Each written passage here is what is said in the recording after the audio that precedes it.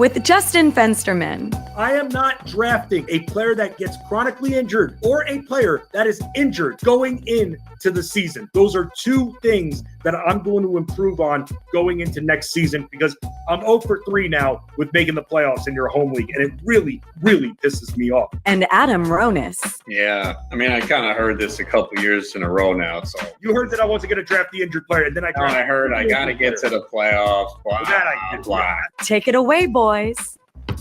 The Playbook is live here on the Bettor Sports Network. Hello, everybody. My name is Justin Fensterman. Still not in the playoffs in Adam Ronis' home fantasy basketball league. He is Adam Ronis, still the number 1 seed in that same league as he's been the last few years, bordering on a dynasty. Adam Ronis, what up, dude? Yeah, hopefully I have players available next week with so many guys sitting and everything. So that's the one thing that I have to hope for now. Yeah, the Detroit Pistons continue to start rumoring about players being ruled out for the remainder of the year. We've been circling regarding, of course, we know that Diallo's done for the year. Now, Bojan Bogdanovic could potentially be out for the year as well. Fantasy basketball playoffs, never an easy time. Starts up for a lot of leagues next week, other leagues the week after. Try your best, kind of like in fantasy football, to avoid that final week because a lot of people tend to sit in that final week. So ending it a week early is definitely more ideal and recommended by the both of us as both of our home leagues end a week before the season. The actual season ends here. But Rome last night, let's talk about what happened and what didn't happen here. Wasn't the best night of betting, but the big call that you got right, Stephen Curry over the points and assists, and something you did say, he could get there on points alone. And he most certainly did. Yeah, I felt it was a low number, and it was a spot where he could definitely come through, and he did, and they lost the game. Just a bad loss for the Warriors, man. 7-25 on the road. So, yeah, I went 3-2 on the night. I actually played the Chris Middleton play. I know we were kind of debating it as we went off air. I was like, you know what? I got to play it. I wound up doing points and rebounds. He obviously had 11 assists, so both cashed. He played 31 minutes. I believe that's the most he's played since he's returned from injury. I had that. I had Curry. I had Mikal Bridges over 28.5 points and rebounds. He had 0 rebounds. Yeah. But he had 30 points. And I lost on Tari Eason. Jeez, man. But he didn't do anything in the first. Bro, he was in foul trouble the entire. Yeah, he wound up with like 8 and 4, so fell short of 17.5. And Tyus Jones, that was a big letdown, man. I can't believe that he didn't get there. He had 16 points. Depending on when you bet the prop, it was 15.5 or 16.5. So if you got the 15.5, that went over, but only 3 assists. I saw a stat. The Lakers have actually been one of the better defensive teams since the All-Star break. Weird to think that. And then, of course, we were stupid not to play Anthony Davis, bro. I mean, it was 42.5 points and rebounds. Like, he just had the same matchup against Memphis and destroyed it. We should have went back to it. You know what it is, man? I took the U approach. Excuse. No, I took the U approach here. I said, let me see how my early bets do. And then I waited, and then I didn't go back to it. My early bets sucked, so I just stayed away. You just kind of got to call it a night sometimes. I had a bad night last night. You had the Mitchell Robinson double-double, yep. And the Knicks didn't show up. No, they did show up, but then they disappeared in the fourth quarter. Yeah, and the second half. They only had 39 in the second half. They had one good quarter, the second, where they had 45. They had 23 in the third, 16 in the fourth. I'm laying off the double-double tonight, despite seeing that Clint Capella is actually at plus money for his double-double. And the big question is, like he did it last time, but there was no Porzingis in that lineup. So can he do it again, even with Kristaps Porzingis active for the Wizards? So even debating that, I've sided with no. I've marked down what bets that I put in here. But yeah, man, Anthony Davis, limitless at this point. Does the matchup even matter for him? I mean, unless we think it's going to be a 30-point blowout in favor of the Lakers. I mean, at this point, we got to keep going back to him. They host the Raptors on Friday. We got to keep going back to it. Mm-hmm. We have to. We just have to. Don't let me forget that, Roan. I know you're a little bit older than me, but don't let me forget. We're doing Anthony Davis. You'll probably text me Thursday night and be like, bro, look at what we have here. Davis, 29.5 points. Let's get in on it now. Boom. 29.5, you going in against Toronto? I'll do points, rebounds. Yes, 22 rebounds for the guy last night. But yes, we should have been on him. We should continue to be on him. Thinking about it a little bit more with the Lakers. I mean, Jared Vanderbilt is a very good defender. Definitely beefed it up. And we're talking a low bar here, Roan. This team was one of the worst defensively for most of the year. Getting someone like Jared Vanderbilt makes a bigger impact than maybe we would have thought of. Maybe a good piece to get for them, clogging up that lane, clogging up that paint. He's aggressive. So I'm sure that's been a big contribution to why the Lakers have been playing better defensively as of late. Yeah, I mean, and now they are the 9th seed in the Western Conference, and they're probably going to get in because we knew Utah would fall off, and they are. Portland has just, been hurt by injuries. We'll see if Nurkic can return. And the Thunder, Jalen Williams is out again, and they're going to rest Shai Gilgeous-Alexander tonight. And they said he was on a minutes limit, and he wasn't yesterday. Just weird because they could probably get in. The Pelicans are reeling. And they won their last 3, Roan. I know. Like, that's the thing. They're probably like, damn, man, do we really? At this point, they should just go for it because they already have a ton of draft picks anyway. Right. Just get in and get experience with this group. No, and they should be getting Pokusevski back in the next week and a half. I believe he's with their G League right now, their G League team, starting to heat up just a little bit. They can use all the help in the post that they can get. By the way, both of those guys being out makes me wonder about Lou Dort tonight, whether he's in a pretty good spot here. So we'll have to go over that a little bit later. Dude, the Lakers could end up avoiding the play-in tournament. They're 2 games behind Golden State. Yeah, I mean, look, if Dallas falls, I mean, if Memphis ends up falling a bit, Memphis has lost their last 3. Although from what we're hearing about the Ja Morant situation, there wasn't enough evidence regarding the investigation. So the investigation is closed. Now we just have to figure out when Ja's going to be back with the team. You could let him take 3 weeks off so I have Tyus Jones for my playoff run. You want that now, you selfish fantasy basketball player, you. But, Roan, let's not waste any more time because we got plays, we got games. We're going to talk to Ryan Hallam about his labor mixed auction team. You were actually in that same auction as well. So we're going to be talking with Ryan Hallam from fantasyalarm.com in just a little bit on the players he drafted. Going to preview the Colorado Rockies today. Yay, very exciting. Outside of the fact that they play at Coors Field, is there really much to be excited about with this team? Another team towards the bottom when it comes to odds on winning a division, let alone the games they win. That line 65.5 there under is favored. We're going to go over a couple of fantasy players that you can look to target in your drafts. It's Wednesday, and I'm pissed at about 85% of life right now. People just bothering me, people trying to get in my way, people not helping me. Not you, Ron. I'm actually not pissed at you, despite you checking all those boxes. But everybody else getting in my way, you're not going to stand in my way. You're going to either move out of the way or you're going to be bulldozed over because I won't let anything ruin my day. I won't let anything ruin this show. Nothing stops this train here on the Playbook on BSN. We got our producers with us, AB, The Resource, Adam Bernard, and Isaiah Groves as well. And with that, let's open things up on the Playbook by doing what we do best, and that's give plays. It is the Playbook's first play. Love that right there. Love that sound, Roan. For me, I'm going to start things off with my first play of the day. That is going to be one Al Horford. Al Horford has a few props tonight, but one that I really liked. Over 16.5 points plus rebounds. Been rebounding a little bit more lately. Should be able to score. I saw his point prop at 9.5, also not bad. But just in case he's sitting there at the arc and he's not hitting threes, the rebounds make me a little bit more attracted to his props tonight. Going over this for the most part lately, 5 of 8 games. And for the Blazers side of it, I don't care if Yusuf Nurkic is in or out. I still think that he'll be able to get to them. And with no Robert Williams, he should play more in the post tonight. Double-doubles in 2 of his last 3 games. I'm going Al Horford over 16.5 points, rebounds tonight. What about you, Rome? I have Clint Capella over 22.5 points, rebounds, assists, minus 120 on BetMGM. He's gone over this in 3 of the last 4. For the season, he averages 24.1 points, rebounds, assists.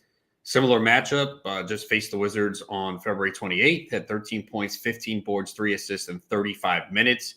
He's played at least 34 minutes in 2 of the last 4 games. We've seen Quinn Snyder more lenient in letting him play the big minutes. We've seen too many games this year where he plays around 25. So this should be a competitive game. Hawks are favored by 2.5 on the road. Game total 236.5. Those are our opening plays here on the playbook. The Roan Man Adam Ronis going the over on 22.5 for Clint Capella's PRA. For me, going over Al Horford's points plus rebounds prop of 16.5. Good luck to everybody out there.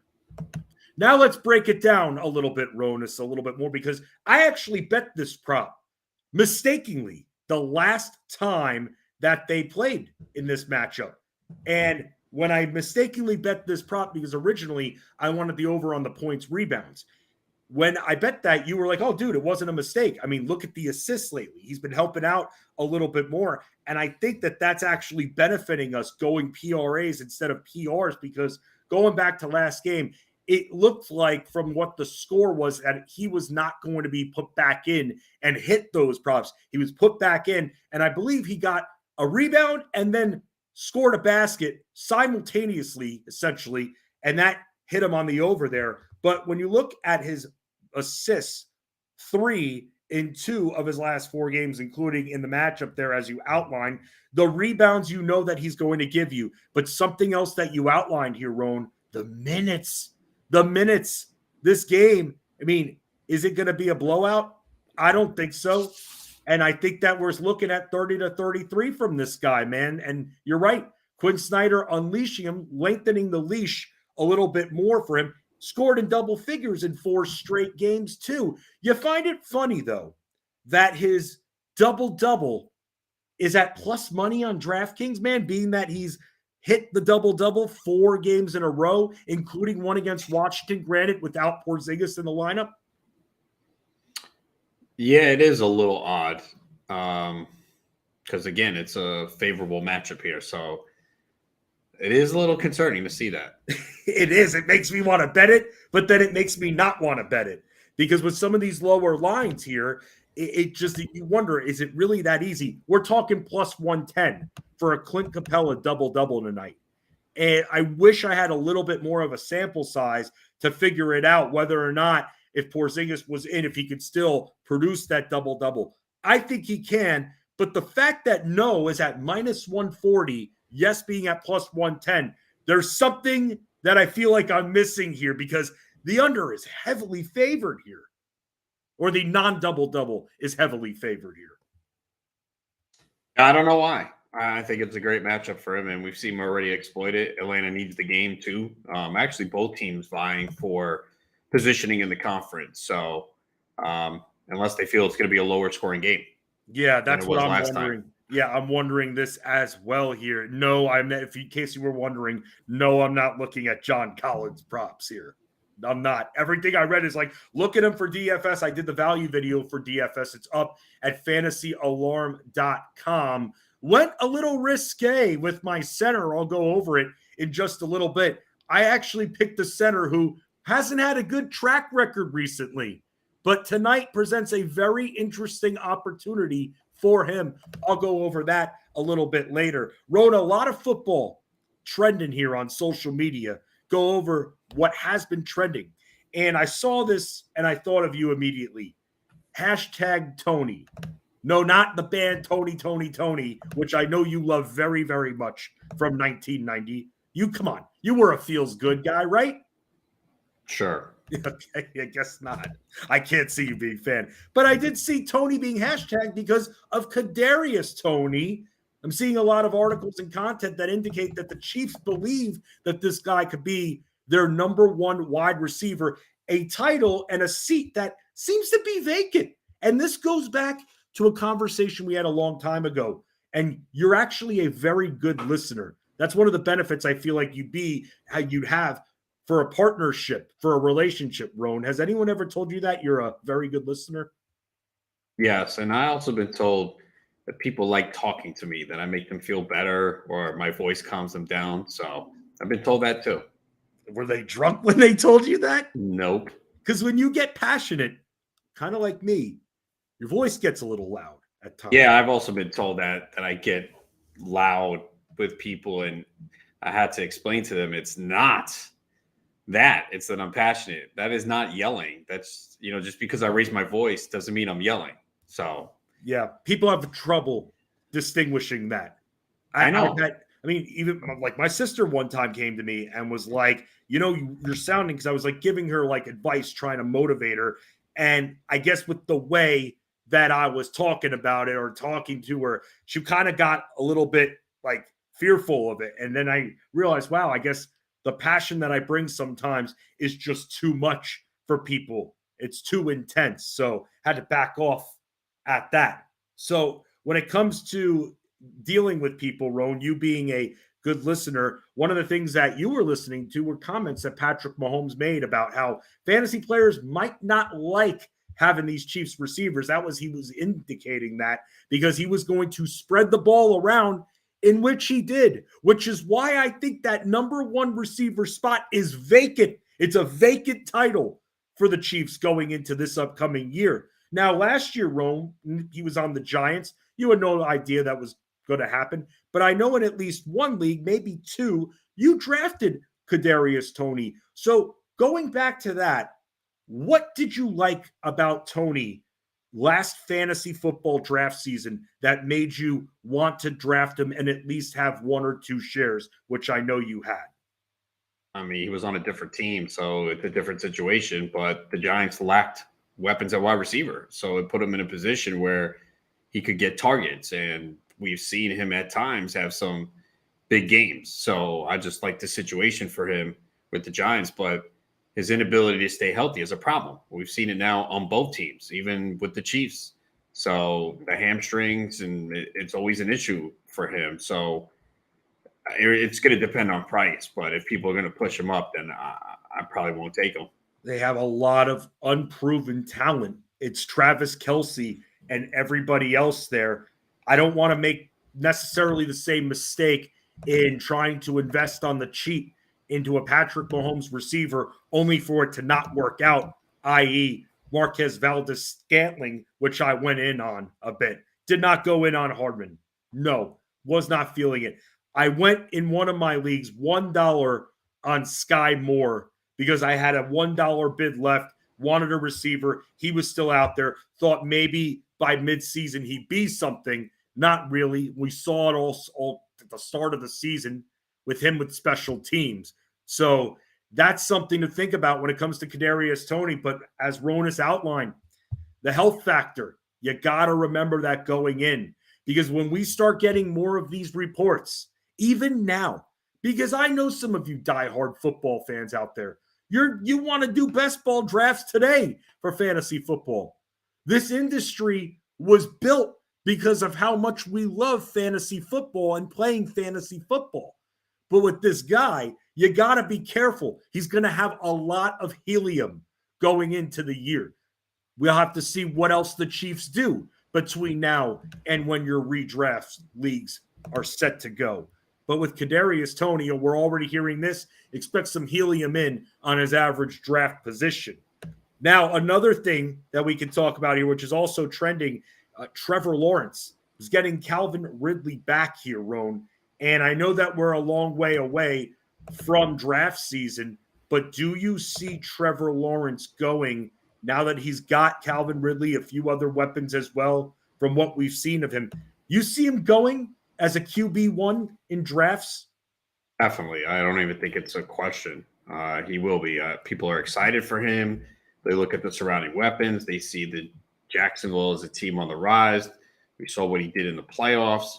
So, yeah, I think Trevor Lawrence will be drafted. I mean, he was close to a QB1 last year. It was a high QB2. So, yeah, he's going to be drafted as a QB1 this year. Your buddy Michael Florio, actually, because he read the Players Tribune piece from Calvin Ridley, noted in this tweet that he put out there. Mike Florio, he's a good guy, man. He's just a nice guy. He's really not, but okay. Oh, he's not. He's not a nice guy. He's not a good dude at He's all. fake. That's what he is. No, I'm just kidding. But I like to mess. He seems like the nicest guy. I like to mess with him on Twitter and say E6 a lot because we played softball together and he played shortstop. So I always mess with him. It's good to see that you bust somebody else's balls besides mine. Dude, you're not the only target. I target everyone. You do target everyone. I've seen it right there. This guy's freaking golden eye on 64 over here. But when I drop F-bombs toward Howard Bender on the Catch Up podcast. I mean, come on. I heard, man. There's another one dropping tomorrow. Check it out. You think one of our other producers, Shan Blunt, edits that out or no? She won't. Minus 350. No. She's not editing it out. Edit it out. I also make some interesting comments towards the end of the podcast too. Oh no! Did you involve me? Not you, no. Good. Yes, I'll take that. I can't wait to listen. Check it out wherever you get your podcast. The Cash It podcast with Howard Bender and the Roan Man Adam Ronis. Mike Florio saying that, quoting from Calvin Ridley, on my daughter's name, if I'm healthy with Trevor Lawrence, I'm giving Jacksonville 1,400 yards a season per year, period. That's what he said. Calvin Ridley, period. Right there. Look at that, already making statements and proclamations there. Something to remember. Keep it in the back of your mind. Let's talk a little bit of fantasy baseball here because we're in the midst of draft season for fantasy baseball. Last weekend, we had the labor auctions, a League of Alternative Baseball reality. They had an AL only, an NL only, and a mixed as well. And we're going to talk with Ryan Hallam, who was actually in the same auction as Ronis here. So we'll get to see what they were both thinking during the auction here, because auctions are the only way to go, in my opinion, because you have more control over your team's destiny. We're getting you ready for the upcoming baseball season with the Bettor Baseball preview. From fantasy baseball to MLB betting and the newest baseball cards for 2023. You can access our exclusive content for free right now at bettorsports.com, featuring some of the best baseball minds in the industry like Adam Ronis, Ray Flowers, Kyle Elfrink, and Cody Decker. Get player profiles, prop bets and futures, sleepers and busts, fantasy draft strategy, collectibles, and more at no cost. Please register with your name and email at bettorsports.com right now and get instant access plus notifications when new features are released. Go to bettorsports.com and sign up for the Bettor Baseball preview. Normally, it costs a little bit more to get instant access to Adam Ronis. Bam, not on bettorsports.com. Absolutely free. The Playbook with Fency and Ronis continues with Ryan Hallam talking baseball on BSN. Whether you collect sports memorabilia, fantasy championships, or winning bet slips, talk about it on Bettor Sports Network. The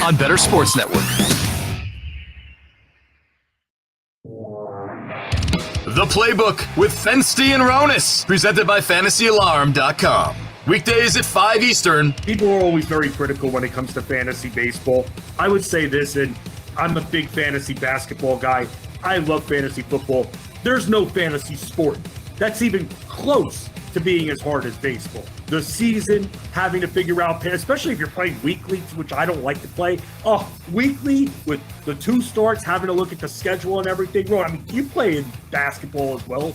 There's no fantasy sport that's harder or more involved than baseball. It takes forever. You take a whole night to do your fab on Sundays. Yeah, baseball is the most challenging, and I think that's why the popularity has gone down. People don't want to work. They don't want to put in the time. There's a lot of strategy that goes into it. You have to know the player pool. That's why I love doing these 15-team, 50-round drafts. I mean, 750, 800 players. You lower all the minor leaguers. I took Spencer Strider last year in my first draft Champions League in round 40, and that turned out to be a phenomenal pick. So it puts you on to knowing everything about every team. And yeah, it's a lot of work.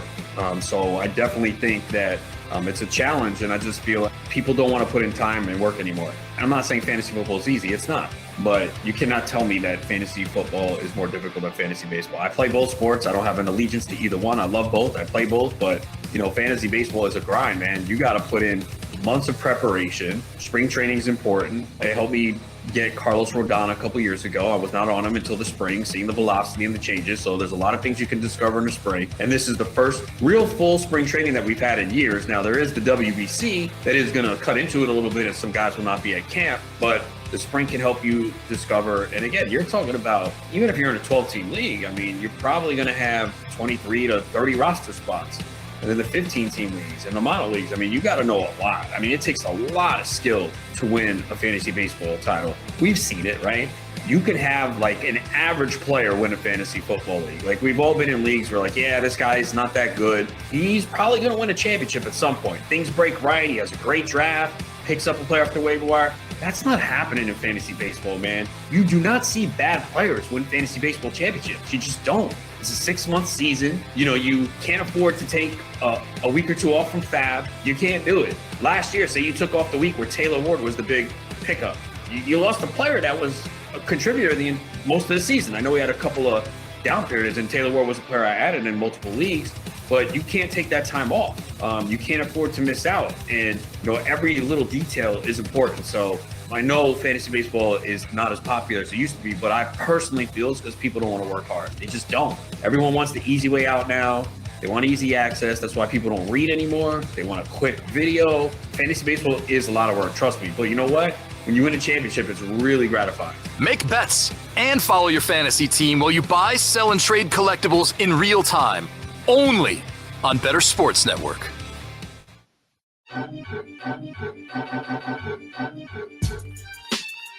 The 2-0 out to deep left.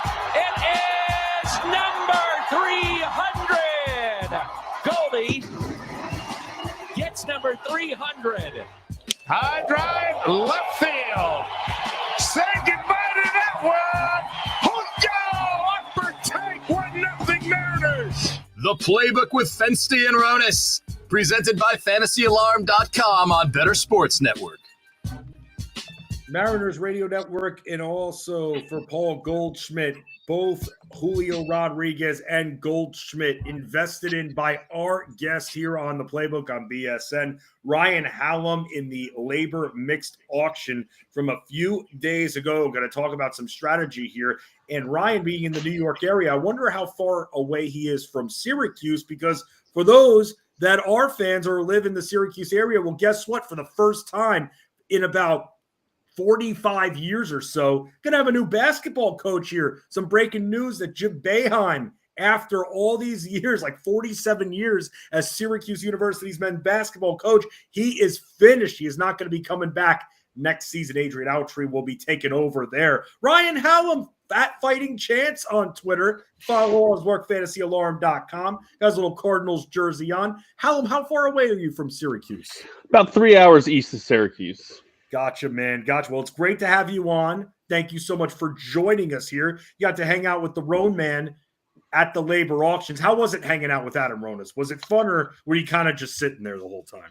Always a good time, man. We got to sit right next to each other during the auction. So, you know, I was able to try to glean a little of his excellence and hope improve my team a little bit. But, yeah, we always have a good time hanging out. Yeah, I mean, Ronis, is he very focused? I wonder what this guy is like mid-auction here. Is he doesn't want to know from anyone? Is he making side comments? Is he laughing at all? Or is it all business? Because he seems like an all business guy. He was making fun of you a lot, and he was also looking forward to dinner. He's like, I wonder how many bottles of wine we're gonna have tonight. That's the second part, I believe. The first part, I don't, but I'm honored that during fantasy baseball auctions, somehow, some way, you guys. No, he mentioned, he was like, you know, it's bad enough that I have to do one podcast a week. The fact that you have to do basically 9 shows with Fensty now, how are you surviving? And I go, you see the stress and the gray hairs? Yeah, that's where it's from. Yeah, I make a big impact there, Ryan. You know that. You're on the Family Times podcast with me every single week on Fantasy Alarm. Well, when Cell shows up, right? That's what you guys are saying?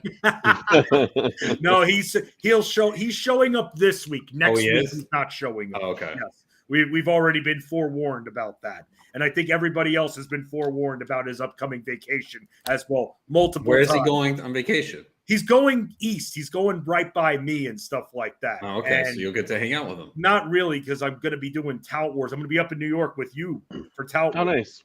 and stuff like that the following week. So I thought Sells was taller till I met him in person. oh, he's not as tall as No, he's not. You really thought he was tall? I never did. Yeah, I think he's like 5'7", 5'8". I thought he was at least my height. I've never met him in person, actually. Oh, yeah, that's right, because you didn't come out to Vegas for the FSGA. No, I did not. Yeah, you weren't allowed to go. No, it's like I wasn't drafted. See, some people get drafted, some people don't here. Ryan, before we go into specifics regarding your team, for those that have never played in fantasy baseball auctions before, how do you prepare for an auction for those that are new? Do you write a list of players and values that you like? I mean, or do you just kind of go in, you wing it, and you play the room? Because I feel like you're nodding your head, so I'm guessing that's what you're doing. I don't know how you don't do that, man, because I feel like you want at least to see a list of foundational pieces to keep yourself in check so that you don't necessarily have to go in on a certain player of a tier here. That's at least how I do it, but you have different strategies. Well, you know how we always say it's hard. Well, at least I always say it's hard to go into a snake draft because you don't know what's going to happen in front of you. You have zero idea what's going to happen in auction, even more than a snake draft. I mean, let's go. The first person off the board was Kyle Tucker. I got him for $38. I thought he was going to be into the 40s. 2 players later was Julio Rodriguez. I thought he was going to go in the 40s. I got him at 39. So 3 players in, I had 2 already at guys that went lower than I thought. I know a lot of people, and probably those who win more than I do, go into it and say, I'm going to spend this much on this position and this much on this position. But to me, it's just so unpredictable what's going to happen. And guys go for more than you think or go for less than you think that I don't know how you go into it really with a set plan. It's probably not good for me to, say out. But, I mean, there's just – all right, so I'm not the most engaged person. I am, but I'm not. I try to take it fast and loose, but also, definitely pay attention. If you get to the point where the position starts getting thin, then, you have to, I got Alex Bregman for $16. Third base was starting to get thin. I paid $1 or $2 more than I wanted to, but there wasn't many left after that. So to me, it's just always an auction is so fluid that it's really hard for me to go into it and just have set dollar values to go by. What surprised you early on in this auction? What did you notice? I mean, I thought a lot of guys went for less than they thought. I thought, the 2 guys I just listed did. I know Ohtani went for under $40, and he was a 2-way player in labor. I thought the pitchers kind of went a little bit, the ace pitchers went for a little bit less than I thought. A few jumped up, but really not that many. So I think, as in auctions we've been in before, I think the values early were kind of surprising. Ryan, do you tend to always go value catchers in 2 catcher leagues for auctions, or do you ever try to maybe spend on one of the big boys and one of the top 5 guys ever and then get a $1 or $2 value catcher? Because you got Keibert Ruiz and you also got Christian Vasquez spending a combined $6 on the 2 catchers. Funny thing is, I almost always do that. I almost always go 2 value catchers. So Sunday I went in, I'm like, I'm going to try to do something different. I'm going to try to get a good catcher. I feel like the tier of catchers is a little bit deeper this year than before. But at the same time, I have a hard time spending more than 10. And when you're in auction with Ariel Cohen, who loves catchers, it's always hard to really come out with him because he'll go into the 20s for catchers. So I was in on, I feel like 3 or 4 guys that eventually ended up going for $12 or $13, and I couldn't pull the trigger based on some other money I spent. So I tried to do it a little bit different this time, but it just didn't pan out for me. Clearly, the room is down on Dylan Cease. He only went for $18. Was he a target for you? Are you a fan? Or did it just happen that the bidding stopped and you landed him? I think it's because in the Howard Bender's cheat sheet, he's under the fantasy baseball bust section. I think that's why everyone was down on him, but not really. But I was going after good pitchers. He was one of the first ones off the board. I probably would have went to 24. I don't know that I expect that he will repeat last year's amazing season, but I don't think he has to at $18 to return value for me. So no, I didn't go into it saying Dylan Cease was someone I was after, but I was really happy that the bidding stopped at 18. Hanging out with Ryan Hallam from FantasyAlarm.com. Give him a follow on Twitter at Fighting Chance. A lot of what you'll see, the show's Survivor related, because Ryan does run a lot of fantasy Survivor leagues here. You mentioned Howard Bender before, by the way, Ryan. I don't know how Bender doesn't win with the team he has in our league. He's got that yam guy and everything like that. His team even has one of the Brandon as well. I don't know how this guy is losing Survivor at this point here. It's everybody else is playing for second, man. At least what we've seen. We'll see. It's only been one episode, and the scoring system is, you never know how things shape out. If it got, not a lot happens in an episode for one of the teams, especially early, there's not a lot of points to go around. So we get to see what happens in the next few weeks. Well, speaking of scoring system, let me ask you here, because we were actually previewing the Oakland Athletics and we were laughing about how little fantasy value they truly have. You ended up, though, for $3 getting Seth Brown here. I mean, we know that he could hit for 20 to 25 homers here, but you're losing out on some batting average with him. He's a 230 hitter. How much do you worry about that? Because labor, unlike Tout Wars, which we're starting to get into here, which is on base percentage, this takes batting average as a category here. Was that a thought when you were debating putting that extra dollar maybe on him, that you might bring down your average? A little bit, but it was towards the very end, and I felt like I needed the home runs. And I thought I got a decent number of stolen bases early with the two outfielders and Jimenez and Edman. So Wong, I thought I had a lot of stolen bases. So I was looking for a couple kind of pure power bats, and I knew that was probably going to bring down my batting average. Hopefully, Paul Goldschmidt can do something close to what he did last year and kind of counteract that. But I don't know. Batting average is kind of tough. Tucker should hit for a good average too. So I hope I have the guys that'll counteract to what Brown brings me down. When you get Rodriguez at 39, Tucker at 38, how does that change your approach the rest of the draft with having spent 78 on two players? Obviously you're gonna have to try to find some values, and I think I did that in my middle infield with Jimenez for 12 and Edman for 13. Obviously I couldn't go after the top guys. I know you and I were bidding up against Austin Riley, and once you got to 30, I had to bow out of that when I already had three $30 players. So yeah, it definitely takes you out of the running for other players. But I mean, these are two top 5 picks in snake drafts. So for me to pick up 2 of them, and I know Fency, when we're coming on, say why he likes auctions so much, no snake draft are you getting Julio Rodriguez and Kyle Tucker. So the auction gives you an opportunity to land 2 top players like that if you can fill the team out around you. So. But I mean, $260. I mean, you're always going to have like a few high powered guys and high salaried guys. So I don't know that changed it too much. It made me have to miss out on some guys coming up, or else I was going to have no money left. Ryan, you mentioned being in on Austin Riley. Who were some of the players from memory that you thought went at nice values that you were a little jealous of, and maybe you wish you put that extra dollar or two on, or were in the bidding on? Any players come to mind that you had regrets not getting? Well, Riley was definitely one of them. O'Neal Cruz was another one that I really wanted coming into it. I think he ended up going for $23. And again, that was another one that I went a little too high based on the money that I had, because if I didn't have the least amount of money, I was close of it to probably the first 2 hours before people started, coming down next to me. So those are 2. Zach Wheeler, I was kind of after. He went into the 20s, I believe.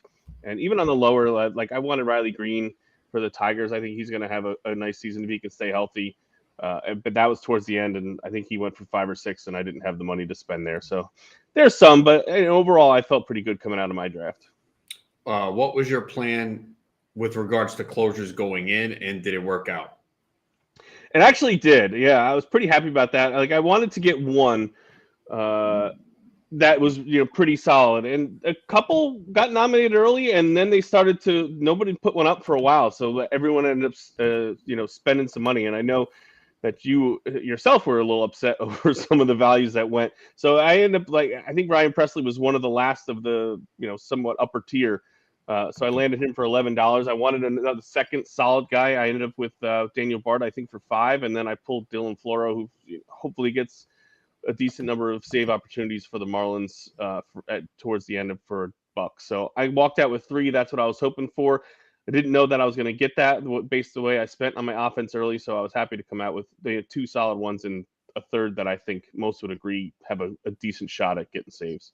For those that are unfamiliar with how these auctions work for these industry leagues, after the auction portion is over, there is a reserve round drafts to get everybody's benches in order. There are a few more rounds, and one of the players that you got, Ryan, in the reserve rounds was Austin Hayes here. What are your expectations of this guy going in? Because a few fantasy alarm analysts have been talking about him as someone that maybe we should be drafting late.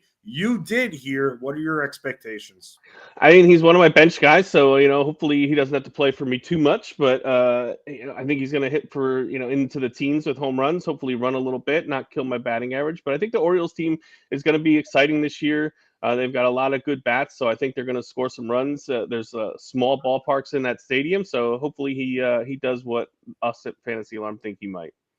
You also took Aaron Ashby. Would you have done that if there were no IL spots? There are unlimited IL spots in this league. I may have just at the end, because at least I'm going into the season fairly healthy, but that certainly does help, and I think he's got a chance to make an impact when he does come back. We've seen him have some pretty good starts, so it definitely gave me the flexibility to stash him away till he comes back and really not hurt my roster outside of whatever I'm going to have to spend on Fab to pick someone up to replace him. But hopefully, I don't think he's going to be out too long, so that I don't think it should hurt me too much. Ron, I think I asked you this question the other day. Now I'm going to ask Ryan about this, about injured players going into the season. One of the things that I've been kicking myself for in basketball was going in on LaMelo Ball, who we knew going in was going to miss a few weeks, then ended up playing 36 games, and that's it from repeated ankle injuries here. So just because one injury solved, that doesn't mean another one can't pop up 3 days later like it did with him in basketball. But flipping it to baseball here, Tyler Glasnow, who we know is going to probably miss a month of the regular season, goes for $8. When you were going into your auction, you had to think that you were going to be able to get some kind of discount on this guy. Was he at all part of your plan? Were you considering maybe going in on him, or the fact that he's hurt? And in general, do you stay away from injured players going into the year? 2 years ago, or it was last year or 2 years ago, I went in on several injured players in Tout Wars, and none of them panned out for me. And it's kind of burned me since. So I've been a little bit more conservative with that going forward. But Glasnow, it's just every year. And so not even like he misses a week. He misses huge chunks of time. So no, he was one. That was one when he went up for nomination. I grabbed my phone and I'm checking other things because I was not even considering bidding on him. And funny thing, I think he went to Doug Anderson, who joked about how little he's going to do the rest of the time. So which made me think, what the heck did you even put, what'd you get him for? if you really had this little expectation for what he was going to be. What was your strategy in terms of throwing out players for bidding? Are we in Tout Wars together? No. I don't think we are. I usually always start, at least for the first hour or so, putting out people that I don't want. I want other people to spend money.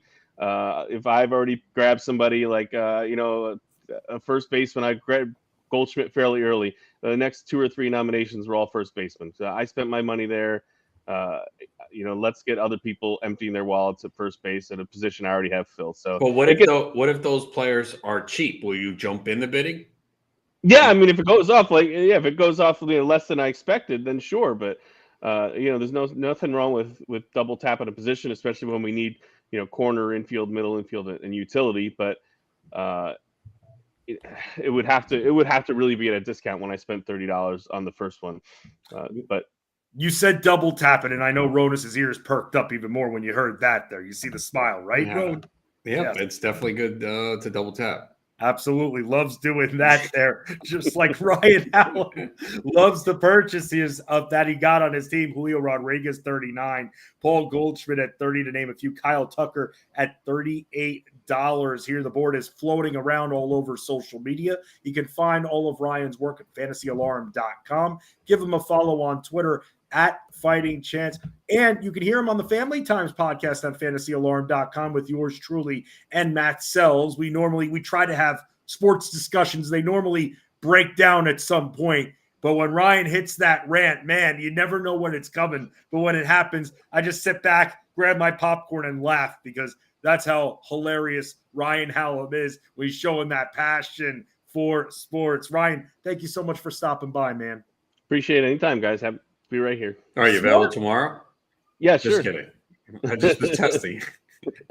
See, he is available. He is. There you go, right there. By the way, Rona, smart of Ryan to ask whether or not you guys are in Tout Wars together. That's kind of the problem, though. You can't just hide all of your strategies. You're on the freaking air. Yeah, I can't hide it. I mean, I was about to drop F-bomb. My bad. I forgot where I was. It's okay. There's no FCC. You're That's good. true. All right, F it. Nah, just kidding. So like someone in my home league were like, I guess they saw my labor auction results. Like, oh, now I know your blueprint. I'm like, no, you don't. Like every auction is different. So you think those are all the players I want? Like, come on, man. Like, you have no idea what my strategy is. And it's a keeper league. There's inflation. It's so much different.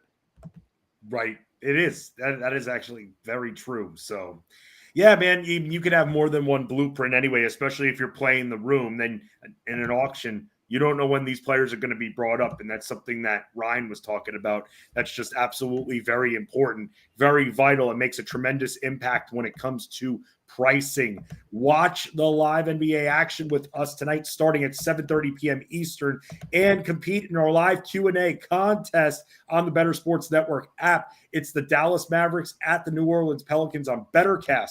Watch, play, and win prizes by answering predictive questions about the game while having fun chatting with our community in real time. Join us for BettorCast on the Bettor Sports Network app tonight at 7:30 p.m. Eastern. Bettor Sports Live will air on bettorsports.com and on YouTube, Twitter, Facebook, and Twitch at Bettor Network. Rick Kamla will be on the call for that. We're not going to be joined by Rick Kamla today. He's in a little bit more prep mode here. We'll catch up with Rick again next week. But instead, going to ask the Roan Man some pretty good questions here about the Colorado Rockies. We couldn't really scratch the surface when it came to the Oakland Athletics. Let's see if we can grab a little bit more. Great ballpark, Coors Field. Nothing really changed too much there. But what players are we and Ronas going in on, especially it's industry draft mode here for him. Competed in one last night, another one a few days before that. And then we get to Pissed, which I've been waiting for. Ooh, you don't know where I'm going. You don't want any of this smoke right here today because I'm bringing that fire because I am one pissed off person at about 85% of the world today. But before that, let's talk some Rockies here on BSN. Call, chat, enter contests in real time. It's Sports Talk 3.0 with Bettor Sports Network.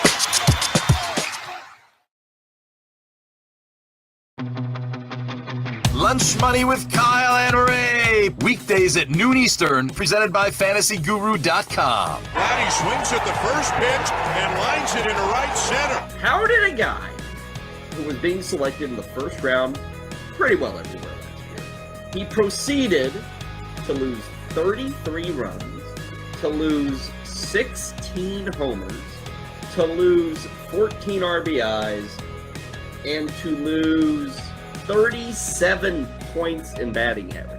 Oh, and 184 points in OPS. He went down everywhere. How does that guy, Vlad Jr., still register as the #1 fantasy first baseman? Ahead of Paul Goldschmidt, who won the MVP last season. Ahead of Mr. Freddie Freeman, who does the same thing every year, which is hit .315 with 25 homers and 100 ribbies. Ray, it's like Vlad Guerrero Jr. had nothing to worry about. It's like they thought they were getting him and his dad, as you can see there on the photo. You get both of them when you draft him at #1. I'm just surprised, and it was not a bad season, but Ray, it was such a disappointment compared to what he posted in 2000. Yeah, I think that's absolutely fair to say. Vladimir Guerrero, in 3 of the 4 years, he's been average to good. He had one spectacular season. And we keep talking about it and talking about it and talking about it. The positives are the lineage, the positives are the skill set, the positives are the StatCast data, which everything's like top 5%, murders the baseball. The negatives are he has not hit 275 in 3 or 4 years. We keep talking about this too. He does not hit the ball in the air. It's remarkable, his ability to hit 30-plus home runs, given that he never gets the ball in the air. His ground ball rate last year was 52%. Well, and we're asking the question, how is he still #1 at first? But what catches me even more so, Ray, is the overall. I mean, he's a first-round pick overall, and I don't think he has any business in the first round. I look at his profile, and there are so many guys going behind Vlad that just have business in the first round that deserve to be there. Freeman, Machado, Bichette, Rafael Devers, I think maybe Pete Alonso. Put Austin Riley ahead of him. If he gets 310, 30, 190, he's a first rounder. I think the play with Vlad is the batting average. Because he hits the ball monstrously hard, I could see him hitting 320. Can you hit 320 with a 52% ground ball rate? You can, but it helps if you're athletic and fast. And he's Yeah, exactly. And I get it. His hit tool's strong, Ray, and he's good. It's funny his ground ball percentage is that high because on the occasions when I get to watch Blue Jays baseball, I don't see it. I see him hit the ball. And it's not really grounders. I'm surprised the number is that high. It feels like he stings the baseball, but I guess there's just no lift overall in his game. It's just a little tweak to his swing that could really lead to that growth back toward where he was in the home run column. And I think people, he's done it. This is not hypothetical. He did it 2 years ago, and he's still just 23. Make bets and follow your fantasy team while you buy, sell, and trade collectibles in real time. Only on Bettor Sports Network. Mays Hayes here. Play like Mays, I run like Hayes. Preparations for the 2023 fantasy baseball season have begun, and the Playbook is taking a daily look at each team's hitting. Straight ball, I hit it very much. Curveball, that's our friend. And pitching. Of course, if the umps are watching me close, I just rub a little jalapeno inside my nose, get it running. You put snot on the ball. And this ball's launched to deep left field. Take a good look. You won't see it for long. Stay hot, Chris Bryant.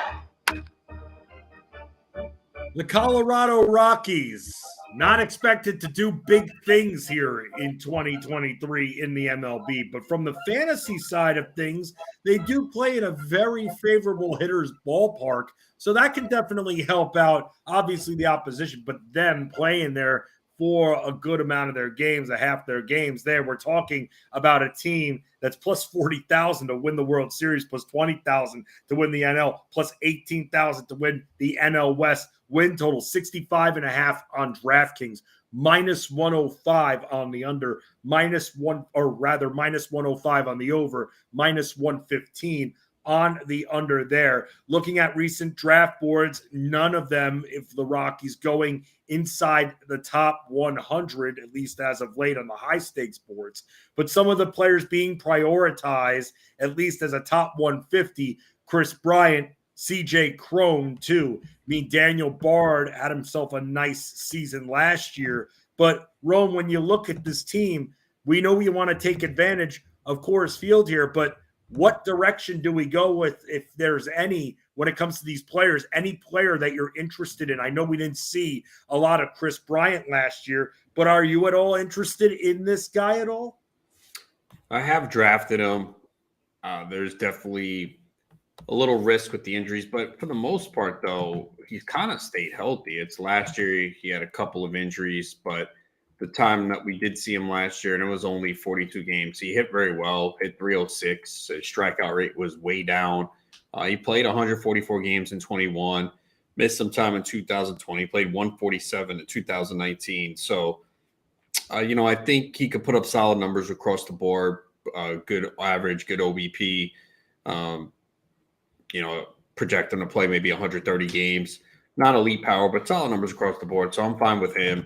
I haven't taken CJ Cron yet, but I'm open to it. The problem with this team is that, their road numbers could really suffer. I think Ezekiel Tovar is someone that I'm interested in as a middle infielder late. I think he's going to be the starting shortstop. The Rockies have been very reluctant sometimes to give their young players an opportunity, but I don't see where else they can go. And I could see him getting, 15 to 18 home runs with 15 stolen bases and a solid average. Would like to see him move up the order. He's projected to hit at the bottom now, but if he does well, I could see him hitting top of the order. They really don't have great options. I think Ryan McMahon is okay. I haven't taken him yet. I have in years past. And, they have a couple of injuries right now. Brendan Rodgers could miss the season. He's got a dislocated shoulder. And Randall Grichuk underwent sports hernia surgery. He's a guy that's really dropping in drafts. I thought about taking him in Tout Wars because we have unlimited IL, but it's OBP and he's just not good. So I just let that go. And then Nolan Jones is someone to keep an eye on to see if they let him play third base. Came over from the Guardians in a trade in November. I still make that mistake too, bro. Well, you make a lot of mistakes. I'm not you, so don't compare me to you. You jerk.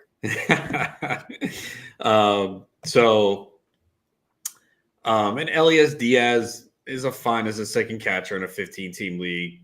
But yeah, I mean, this team is just not very good.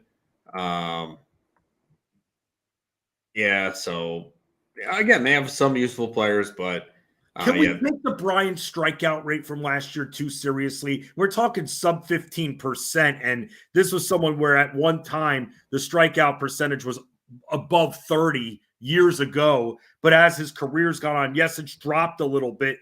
2020, he was at 27, then at total 23 and 20. So wait a second.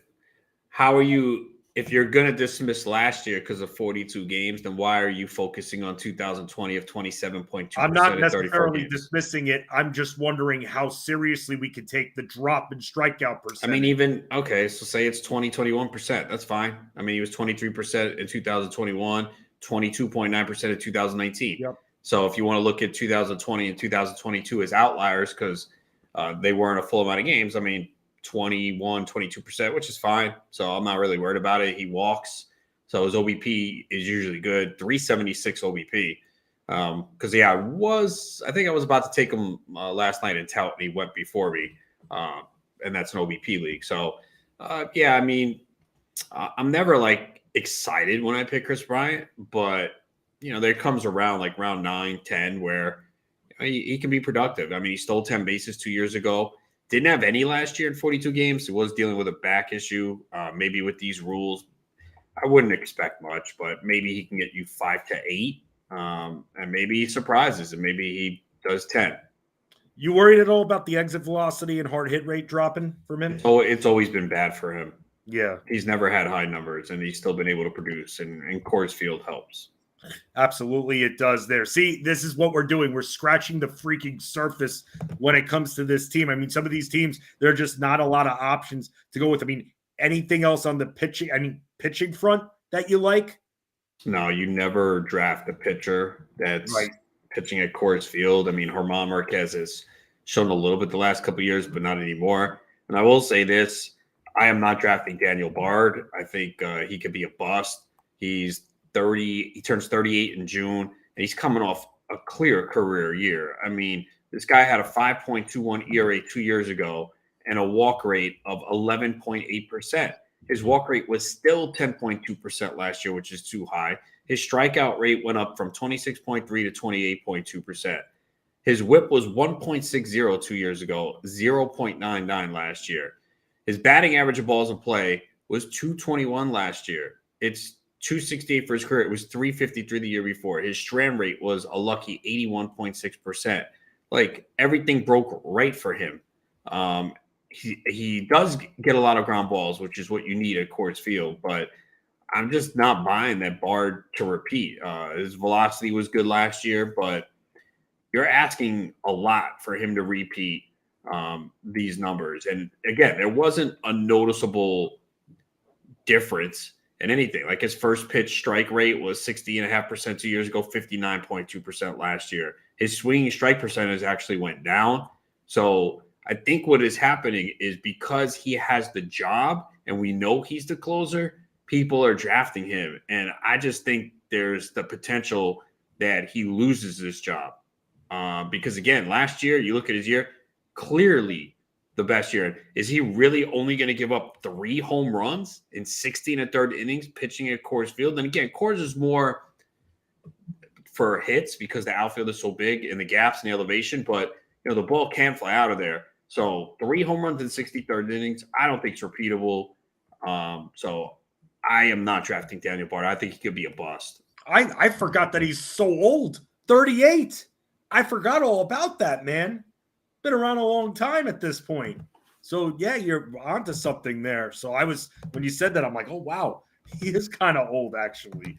Be careful there. I mean, we're seeing him going around the 170 mark in these high stakes leagues. We know that a lot of these closers are being pushed up here, but just be careful. Yeah, absolutely be careful. I saw that you in your labor draft, was it your labor draft or was it Tout Wars? One of your drafts, you went in on Bautista, right?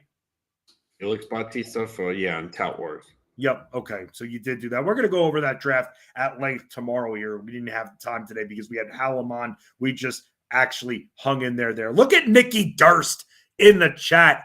Nick Durst making some comments. Charlie Blackman, always steady, wants to talk. Oh, we're going to talk a little WWE in a second here. Edwin Diaz due for a bad year. Is he still the top? Due for a bad year. Edwin Diaz, is he due for a bad year? I mean, why would you say that? But yeah, that's what I'm wondering. He is the top closer drafted. Usually him. I've seen Class A go once sometimes, but I mean, Diaz actually for most of his career has been really good. Even 2021, when we're like, oh, he wasn't that good. He had a 3.45 ERA, and the underlying number showed he should have been better. He never gives up home runs except the 1 year he had, the first year with the Mets in 2019. He gave up 15 home runs in 58 innings. Since then, over 3 years, he's allowed eight over about 150 innings. So, I mean, and he had the great year in Seattle back in 2018. So he's typically a guy that doesn't give up home runs, and the walks have really cut down. That's the big thing. So is he going to repeat the 1.31 ERA? No, he had a 90.4% strikeout rate, but his stuff is nasty, and the guy is confident now, man. That's the one thing I know. Like, you could tell looking at a closer who's confident, who's not. Diaz's confidence is off the charts now. That dude comes in, and the way he speaks, too. Sometimes, we always talk about the adjustment period to New York. We saw it with Lindor, and we saw it with Diaz, man. He was almost kind of booted out of town. That first year with the Mets, he was bad. He was better in 2020. Again, that was only 26 games. The walk rate wasn't good that year. Then he was solid in 2021, and he was just dominant last year. I mean, you can't expect a repeat of that, but his stuff is filthy, man. And he just comes in there and he challenges hitters and throwing 98, 99, and the nasty slider. So as long as he continues to get ahead in the count, and that was the difference last year too. His first pitch strike percentage last year, 71.1%. His career mark is 62.3%. So maybe that goes down a little bit, but his swinging strike percentage was 24.6%, by far a career high. He just came in and he challenged hitters and he said, here, hit it. You guys ain't going to hit it, and I'm going to get you out. And, it's not used to something we're seeing as Mets fans. Like, we've seen closers who come in and really have good regular seasons in the big spots they don't come through. But Diaz came through more often than not last year. My God, you go all the way back to, would you say, even Billy Wagner, he blew games. He blew a playoff game in 06. Yeah, Diaz was not the reason why the Mets didn't advance in the playoffs last year. To me, it was the offense. And obviously, Max Scherzer not pitching well, Chris Bassett not pitching well. But Diaz didn't have anything to do with them not making it in the playoffs. Right. And it's funny. We're always used to blaming the closer. Armando Benitez, someone that absolutely took a lot of the blame there. And I know he wasn't a closer, but I still contend that in 06, ninth inning, game tied, I still would have brought in Billy Wagner and not Aaron Heilman, which is big mistake. And it sucked because, like I've said this before, he used to come out to Don't Fear the Reaper by Blue Oyster Cult, one of my favorite songs. And I knew that once that song played, that something was going to happen. Runs were going to be given up at some point. The ERA during the season wasn't bad for him. You knew, by the way, back then, if you're a Mets fan, that once you heard Linkin Park, What I Done, Scott Schoenweiss is coming out. You might as well leave the game early at this point because he'll make a 2-run deficit into a 4-run deficit very much. Thanks a lot, Nick Durst. This is all your fault here, okay? You had to bring up Mets closers here and make me go down this treacherous memory lane with potholes here because as a Mets fan, you haven't had it really good as a Mets fan, especially if you didn't get to enjoy the 1986 title. With Golf Talk, that's something we enjoy here. It's fun with Tour Junkies, now playing with BSN On Demand. Here, David Barnett, Pat Perry discuss their upcoming trip to TPC Sawgrass, the PGA Tour's schedule changes for 2024, and preview the Players' Championship. Joe Idoni of the Preferred Lines podcast also joins the show to share his biggest storylines at the Players and best bets. Get winning golf advice and picks for daily fantasy sports and betting on Tour Junkies, now playing on demand with the Bettor Sports Network. At He's Ronis. I'm Fensty. It's the Playbook with Fensty and Ronis, as we do every Wednesday. Time for Pissed. Might as well not even talk NBA props because I could spend the next hour talking about what's pissing me off, but I'll condense it. I'll give the Cliff Notes version. Ronis has something. Adam Bernard has had something stewing for the last few days as well. Maybe even Isaiah Groves, too, here. Maybe he'll get involved in the mix here. Pissed coming up on BSN. The Playbook with Fensty and Ronis, presented by FantasyAlarm.com.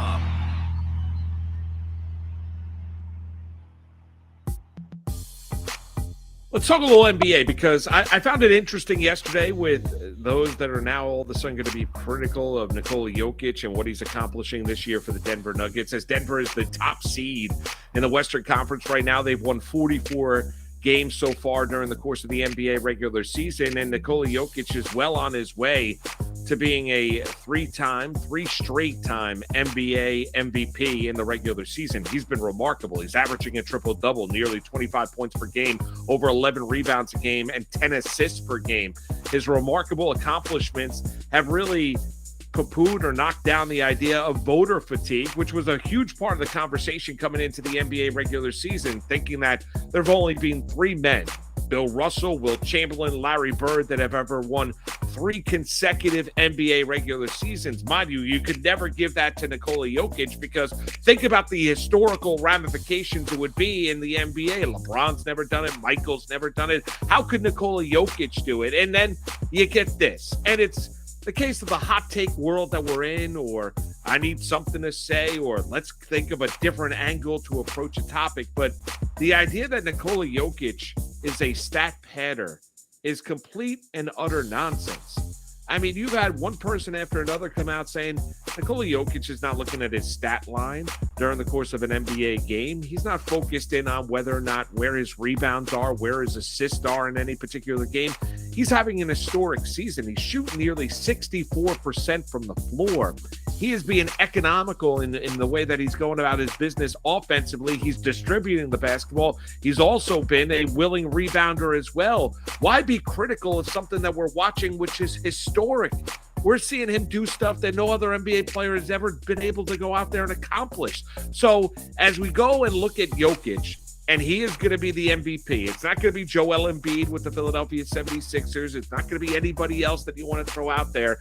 As we watch the brilliance of the Denver Nuggets, and everyone looks at the Western Conference and wants to look at teams like the Phoenix Suns if Kevin Durant is healthy, or the Los Angeles Clippers, or the Sacramento Kings, or, let's be honest, the very, very immature Memphis Grizzlies, and everybody wants to pick anybody else but the Denver Nuggets to come out of that West and get to themselves to the NBA Finals, even throwing the Golden State Warriors into the equation as the defending NBA champs. Well, I think we have to have a lot of respect for what Denver's been able to do this regular season and a healthy respect of going into the postseason. And I also think we have to have a respect of what Nikola Jokic is accomplishing as well, and not be critical just for the sake of being critical. That, to me, is utterly nonsense. For more content like this, check out Bettor Network at TikTok, Instagram, Twitter, and also on YouTube. I'm not mad. No! I'm as mad as hell, and I'm not going to take this anymore. You see, whenever I get angry, I just recite this little poem, calms me down. 3, 2, 1. 1, 2, 3. What the heck is bothering me? You know, that really grinds my gears. I'm feeling very angry about that. I'm enraged. You know what I do when I'm mad, Paul? I hit a pillow. Just hit the pillow. See how you feel. Feel better? Yeah, I do. The Playbook with Fensty and Ronis, presented by FantasyAlarm.com. The Wednesday rite of passage here on BSN goes through pissed, because every week we all have stressors on our lives. We all have people that try to get at us, try to break us down. We don't let that happen when you ride with the Playbook. If you're a Playbook P1, this is what you get. We're real. There's no fakeness with either one of us. What you see is what you get. When we're wrong, we own up to it. When we're right, we don't throw ourselves a parade, but we're still happy anyway, and we focus on the next night because we know that's what you guys want. You're our better fans. Why be fake? Why hide things from any of you? Why be deceiving? Not us, not me, not Ronus. Not going to happen on this show. I don't care whatever other show in sports media you listen to. Everybody who does betting content, everybody who does fantasy content, you're going to see them try to hide something. You're not going to see that from us. I'm not afraid of any of you thinking less of me or my broadcast partner, Adam Ronis, because we get something wrong. You want to go someplace else? There's the door. You want to go someplace else? There's the X on your screen. And I don't care. Matt Deutsch probably doesn't like that I just said that. I just did. Go someplace else then, because we're going to be wrong at times. We're going to have stupid, horrible, unexplainable nights like I did last night. But I get right back up just like all of you out there. Now, am I reacting to a bad night by placing 1,000 bets now to make up for it? No. You work back slow. That's why I'm not setting 3-leg parlays. Ronis can shake his head all he wants here, but I'm keeping myself disciplined there. And you guys can all do whatever you want. I'm staying disciplined, though, until I get my act together, until I find myself a few trends there. That's just the way it goes in this industry, Ron. You found that funny? Yeah, I did. Okay, well, why don't you talk about what you're pissed off about? All right.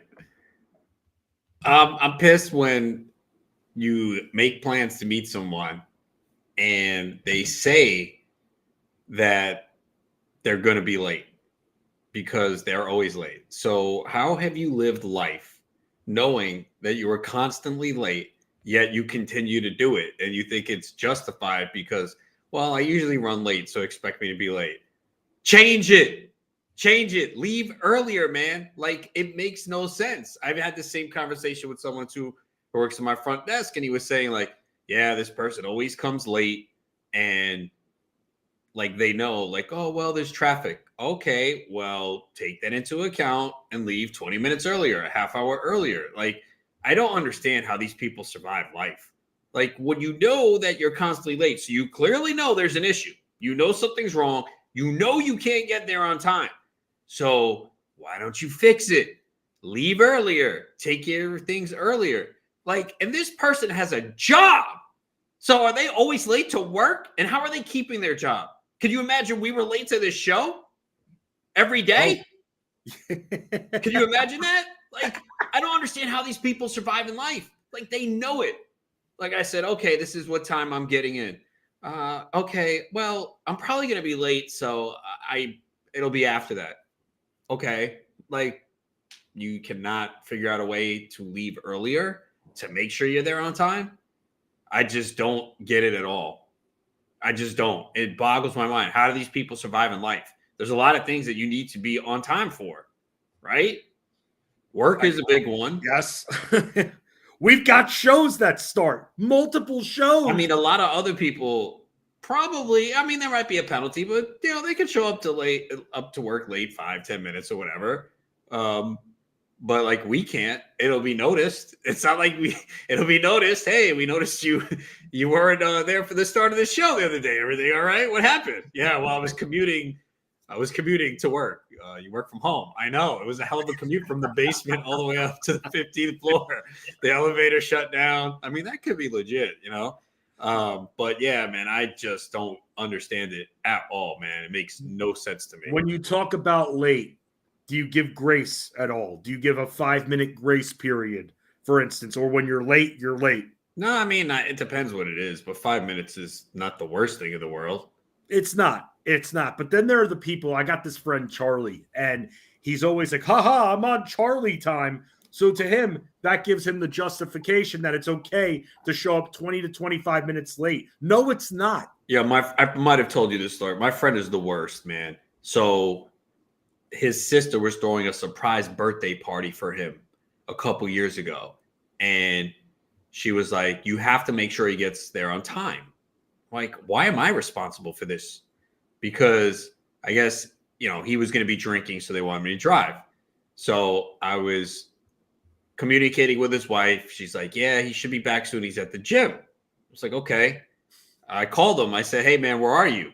He goes, oh, I'm just doing a couple things. I'm like, I told you we need to be at this place by 2 p.m. If we don't, I'm going to be stuck paying a penalty. We need to be, oh, I know. and he's lackadaisical, this and that. Then his sister's like, are you guys on time? I'm like, well, I don't know where he is. He's not here. She's like, you got to be there by 2. I'm like, I know that, but what do you want me to do? He's not here. So he finally comes. I'm like, he's not all nonchalant about it. And I'm like hurrying up, and I'm getting all stressed. And my girlfriend at the time was like, I don't even know why you stressed this for. Like, who cares? It's not your fault. I'm like, but I'm that type of person. Like, I want to do things and everything, make sure everything goes smoothly. And as I'm driving to the city, sister calls me. Is he with you? I'm like, yeah, we're on the way there. I'm going to have to rush it, but we should be there on time. She's like, okay, just letting you know it's not till 3, not 2. I'm like, what? She's like, I know my brother. I had to say that. I'm like, yeah, but you didn't have to stress me out in the process. You could have told me the correct time, and I still would have been there early. But she knew her brother and said, I have to do it this way. And he probably still would have been late if I didn't jump into the mix. So I just don't understand how people get through life like that. How do you keep a job? Like, you cannot be constantly late. And when you actually say, yeah, I don't think I'm going to be there by 2 o'clock. I know myself, I'm going to be late. How do you not fix that? Right. They think it's okay. It's them. No, That's how they are. I will not let people get away with it. No. Like, how? Okay, you're going to miss a flight. How do you get on time to your flights? They're not waiting for you. I don't know how people cut right? it so close. They probably miss their flights all the time. That would kill me, man. The same guy I told you about with the birthday, the first time I ever went on a plane was with him. We're already running late to the airport. We get to the airport. He goes, oh, damn, where's my wallet? I'm like, dude, you're kidding, right? No, I left my wallet at home. So it was me and 2 other friends, him and me and my other friend. We had already, me and my other friend already checked the luggage. The guy's like, you guys got to go now. They're about to close the door. We said, well, a friend doesn't have, he's like, he's going to have to get on another plane, but you guys better go now because your luggage on the plane. We had to go get to Miami and then wait like 3 hours for his flight to get in. So him being running late, forgetting his wallet, like, I can't comprehend that. Hopefully it doesn't happen to me in the next, because it'd be like, if I say, well, it happened to me. But every time I leave my house, I'm like, wallet, keys, like I always check everything, every time. Wallet, keys, phone, every time. Condoms, depending on where we're going. Right. You still wear those? Wow. Yeah, I do. Well, dude, good for you. How do I not have kids? Come on. Exactly. That's when you said you make condoms a priority, I was kind of surprised. Why? Well, I figured that you didn't use condoms. I'm trying to stay STD free as well. That's true. That's good to be safe. Can't trust these women out here. They wild. Anyway. At the Palisades Mall. Wow. No, I haven't been there in a minute. I hear you, man. It's so annoying. And especially when you're trying to keep your day moving. Our whole lives being in this business, being sports, everything is time oriented. And I can't stand when other people are late because it's a waste of my time because I make it a point to show up early to things. Like, for instance, shows. If Adam Bernard opened the showroom, for instance, for us at 4:05, I'd be there at 4:05. I would be, just because I don't want to be late. I don't want to have any tech issues or anything like that. That's just me. Even if it's a quick check-in and leave, that's just me. I just don't want to be late. And I know you wouldn't, Bernard. We all know that. But still, I don't want to be late. And when people are late, and it happens to me a lot, ready for this, Ron? It happens to me the most when I'm about to go play Frisbee golf, when I hear from multiple friends that their either girlfriend or wife gave them a last-second chore to do, and because of that, now they're 15 to 20 minutes late. First of all, tell your freaking wives and girlfriends that you have plans. No last-minute chore. This goes back to what I say. Like, you think just because your relationship is all smooth, that's not the case for a lot of people, man. And I understand that. But I understand it. In fact, I embrace it, and I try to help people make their relationships better. Is my relationship perfect? No. But I try to help make everyone's relationship better. You know how it all works, Roan? You know the one piece of advice I give you that you should probably listen to? All comes down to communication. A lot of issues in relationships comes down to bad communication. That's what it is. That's what it is. People won't have the conversations that are a little bit awkward sometimes. Have the conversations that makes your lives better. Not everything then has to turn into a fight if you plan ahead of time. That's how it goes. Okay, Oh, so wow. is this good communication? I'm playing softball on Sunday at 9 a.m. and there's not a damn thing you can do about it. Does that work? I mean, bad presentation, but at least you're raising the awareness that you have something at 9 a.m. Just bad presentation. That's a bad presentation. You don't have to say that second part. Why not? I got to make it clear and communicate. But you are making it clear by just saying on Wednesday that, hey, in 4 days from now, you have softball. Okay, great. Now you plan around it. And not, I have softball and you can't do about it. Like, you don't have to be all tough guy-esque. Oh, okay. Okay, then you're more than welcome to come watch if you want. Yes, absolutely. That's nice. And bring me coffee while I'm playing. And if you see with that, Roan, you could be like, and if you can, and if you have time to maybe grab a coffee, that would be a huge help. And and try and video my at bats, especially when I get hit. You are too much, man. You're I'm just too kidding. much. I don't do that. Yes. No, just one time maybe. Nah, I haven't seen any video of you playing softball. Football, we've all seen the videos at this point. But that's what it all comes down to. You're in a relationship. You want to solve your issues. If you're having issues, it all comes down to communication. And there's still time to improve that communication. That's the bottom line right there. I'm going to go next here. Normally I go last. I'm going next. The last few hours, a few of you, including Nick Durst in our chat, hit me up about the future of possibly being able to wager on main events and high-powered matches in WWE wrestling. I love wrestling. Wrestling brings something great to my life that we all need as part of our lives. You need to be able to mentally check out at times. We're constantly in knee-deep in sports, watching games. You can't watch every single second of every single game.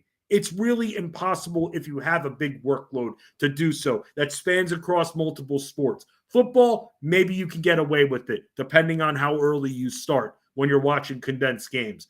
Outside of that, the other sports, good luck with that. It's not going to happen. But when it comes to things like wrestling takes me out of my head. It gives me a mental break for a few hours. But being able to wager on it and to not think and to just ignore that results aren't going to get leaked or anything like that. That's where I draw the line. And I know I'm one, you can call me a hypocrite. I'm one that has talked about DraftKings contests for WrestleMania. We're talking about betting on matches here. Things get leaked all the time. I read the dirt sheets. Some of it's wrong, some of it's right with what you read. Things will how won't results get leaked? You have people leaking out information all the time. That's bad news. And you certainly, I can't imagine, are getting good odds on the matches anyway. So as exciting as it is in theory that, wow, wrestling's kind of like the other sports going and wagering, I got to caution you against it. Watch wrestling for fun. Do the Royal Rumble pool like I do, where it's all based on chance and that's fixed. It's not fixed. It was fixed. No, but here's where wrestling and the results being there already, I can't tell anyone bet on this match because I know that people are going to start hitting me up. Hey, Roman Reigns, you're going to take him at plus 280 to beat Cody Rhodes in the main event of WrestleMania? No, I'm going to tell you to bet on something else. You don't know what the script is going to be, and there are other people who do. How they're going to keep it a secret, it's all a bunch of BS. I don't know how they regulate this crap. So as excited as I am with people's newfound interest in wrestling all afternoon, getting the same articles, and sure, it's great because it's involved wrestling. Be careful when betting wrestling. Be careful when betting these matches themselves because the matches are actually predetermined. Moves, well, sometimes they go off script. Matches are predetermined, though. They have angles that are storylines that are 6 months of TV, all put in one match right there. You got to be careful when betting on wrestling. Don't wager on wrestling. Something else I want to talk about. Being helpful to others, especially if they're helpful to you. If you do someone a lot of favors, no, you shouldn't expect the same exact respect back, but you should expect them. And you should have those expectations that they will be there for you if you need at the drop of the hat as well. And as you get older, you learn people's true colors. You learn just how selfish people are. Sometimes you got to hit the pause button in your life, step back and see who makes your life better, who helps you out, who makes things easier. Adam Bernard, for instance, not trying to kiss his ass, it's true. Makes things easier for me. Helps keep me organized. He does, Roan. He You does. didn't say that the other day, but okay. That's not true. I've always said positive things about Adam Bernard. He keeps things organized. I'll have to record our next conversation then. Okay, do so right there, and you'll be able to have the receipt of a lifetime for Adam Bernard. But he's someone that absolutely makes my life easier because he knows what I deal with from working with me every day. He doesn't ignore the fact that I've got a zillion other responsibilities. Others do, though. And with that, I just want to say, have more awareness. Help people. Don't only help yourself. Help people be better than yourself and help others, especially when they're having crazy days. We all do each other favors, and you can't expect someone, and this is something that I took years to learn, something that I was even in therapy for. You can't change people, number one. Number two, you can't expect when it comes to doing favors for people and bending over backwards that they're going to give you the exact same respect. But at the end of the day, you should be able to feel that if you need something, you shouldn't be able to be afraid to ask a favor. You should be able to ask for help. You should always be able to ask for help. And if you're someone that's tried to help, like I've tried helping others my entire life, my entire career, I need help sometimes. I'm expecting that same courtesy as well. Seeing a lot of things opposite of that, and it's just wrong. And if you're one of those people that doesn't give but only receives, just be mindful of that and just be mature and help others out and not only yourself. We get it. We're in this pandemic mindset. Look out for yourself. A lot of people think that. Look out for others as well because it's good for the soul too. Makes you feel like a better and more wholesome person. Just going to say that at one point, Ron. I don't know how you feel about any of this stuff. I wouldn't be surprised if you just flipped it back to a boost or something, but that's kind of what I didn't hear anything you said. Could you repeat it? Exactly. Like I said before, Adam Ronas is a very good listener. Let me tell you. I mean, come on, Rowan. I mean, look, we know what we do on the show, but I feel like you're there for people. I feel like you've always been someone that if they ever needed you, you would come through for them. And, Definitely. Through all of it, through all the tough guy, the toughness that you bring, you do have a good heart for that, right? Yes. Right. If that's what it is, that's how life is supposed to work. It's supposed to be a balanced relationship right here. Adam Bernard, I know I just fluffed you up here, but do you have something that you're... He's cleaning up. He'll be here in a second. I do know that there's a definition of fluffing me that you may or may not be aware Yeah, of. I don't think... you just... You know what? See, this is what I'm talking about right here. I mean, you said it. You know what? That's fine. Last nice thing. Fetsy, you got something right here. You might want to wipe it. Yes. Exactly. Wow. Look at that. You have to bring it to that level. You have to take a... You said it. You brought it to that level. You just made this an R-rated movie. We're PG. Adam, what did he say? He fluffed me. Exactly. What do You guys know what I mean by that. Yeah, okay? we You're do. both That's not fine. stupid, okay?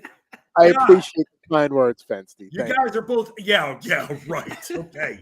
Come on. Well, yeah, Adam's definitely believe that. feeling good about it now. Pinocchio, I got no strings on me. Nose is growing out for all those lies, as Maury would say. The lie detector test determined that was a lie, Bernard. What are you pissed about?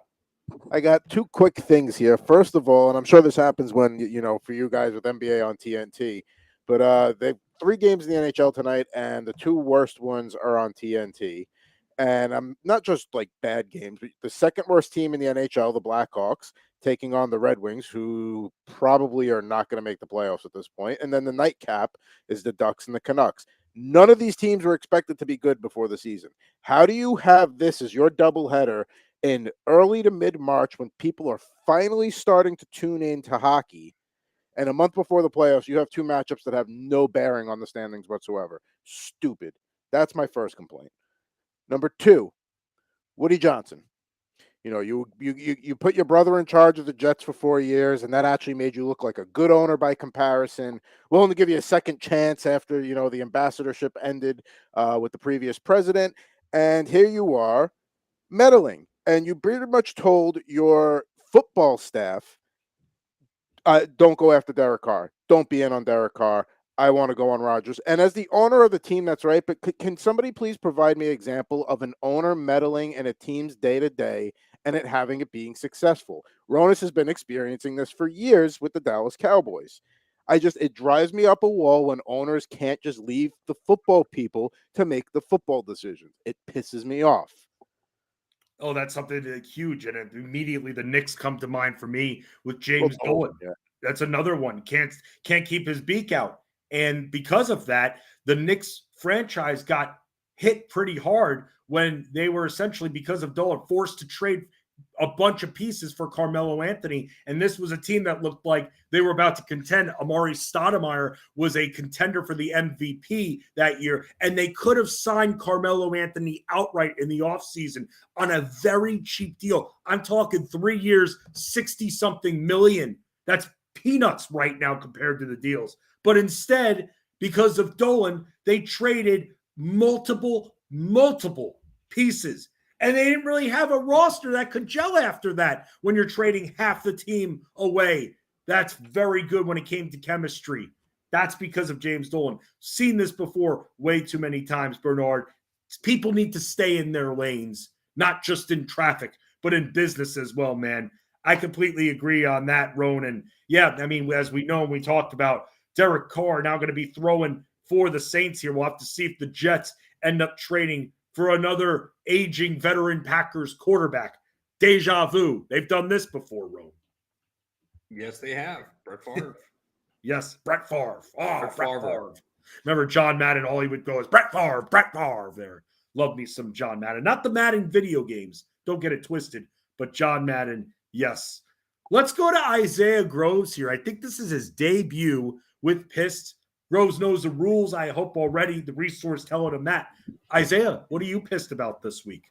Hold on, wait. There were rules. I completely. Oh my God! Never mind. That is Pissed here on the playbook. No, I'm just kidding. Go for it. I don't know. Actually, two things have been bothering me lately. First thing, I want to get mad at Popeyes, the fast food restaurant. I absolutely cannot stand them anymore. Other day, I went there to get the new shrimp tackle box because, it's Lent season. You don't want to eat as much meat. You try to stick to the fish and do that stuff. They decided to make fries a side. Now, I bought a $5 box when I did it the year before. It came with shrimp and fries, and the side was optional. They made me pay $6 now, and the fries was now a side. So I lose the option of having fries and have to pay extra now to get it.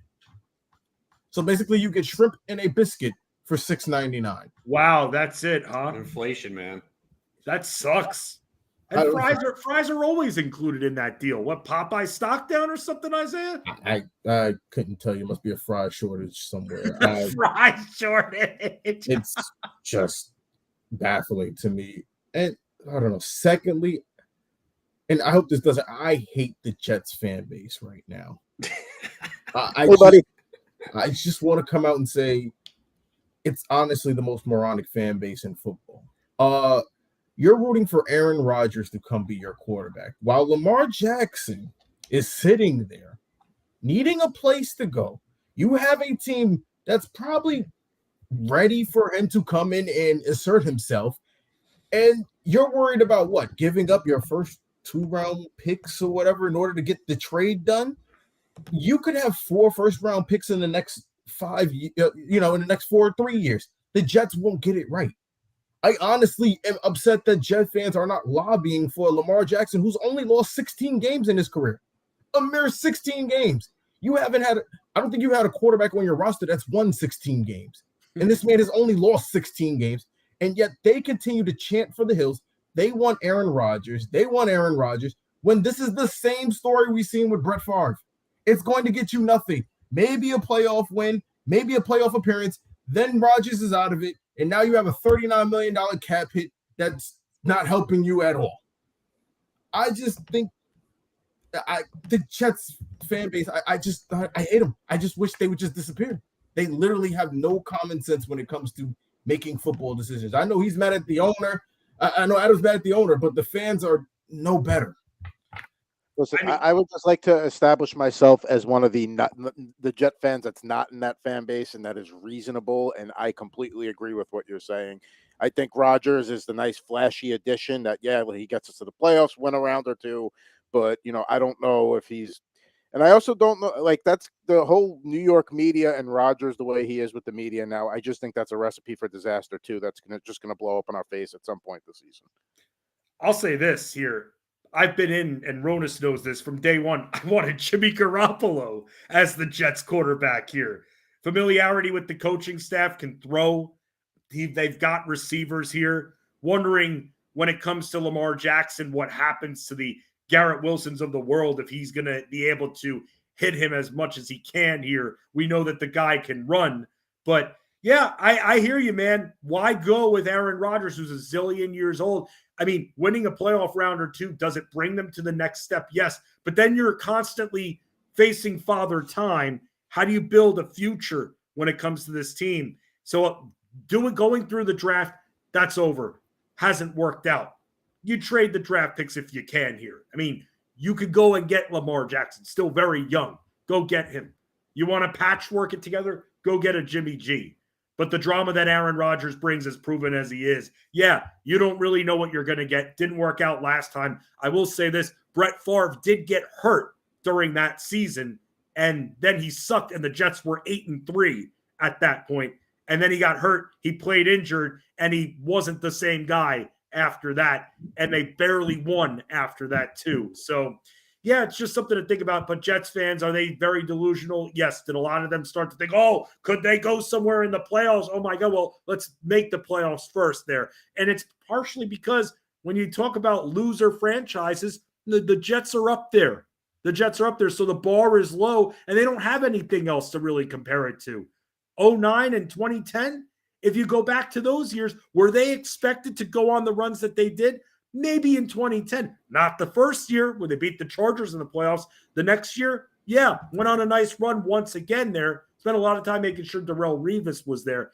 But the Jets, they have the longest playoff drought in the NFL. Haven't made the playoffs since at this point.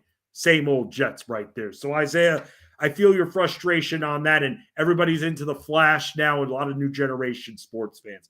Speaking of things that are flashy, by the way, props. We talk about them all the time on the Playbook, and we are going to talk about what other props we are into. But want to remind all of you that you can watch live NBA action with us starting at 7:30 Eastern and compete in our live Q&A contest on the Bettor Sports Network app. It's the Dallas Mavericks at New Orleans Pelicans on BettorCast. Watch, play, and win prizes by answering predictive questions about the game while having fun chatting with our community in real time. Join us for BettorCast and the Bettor Sports Network app tonight at 7:30 p.m. Eastern. Bettor Sports Live with Rick Kamla will air on BettorSports.com and on YouTube, Twitter, Facebook, and Twitch at Bettor Network. He's Ronis. I'm Fensty. Let's preview this slate of NBA action here on Bettor Sports Network.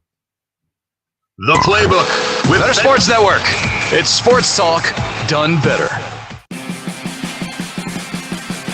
Talk about your picks and your fantasy teams on Bettor Sports Network. The importance of checking out the site that you're playing on. Default rankings of these sites. A lot of times they don't get updated. I know from experience.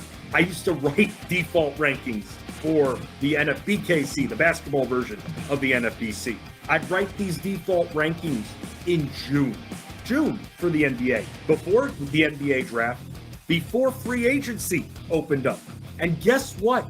I was never asked to write an update article or update the default rankings. This happens a lot. Maybe if there's something obvious, it gets updated. Aaron Judge, for some reason, hurts his back. Maybe they make that change. Just maybe. But you don't know that. And that's why it's just so important that you show up to your draft room or you do that pre-draft prep. We're all busy. We know we're about to devote a lot of time to our fantasy baseball drafts.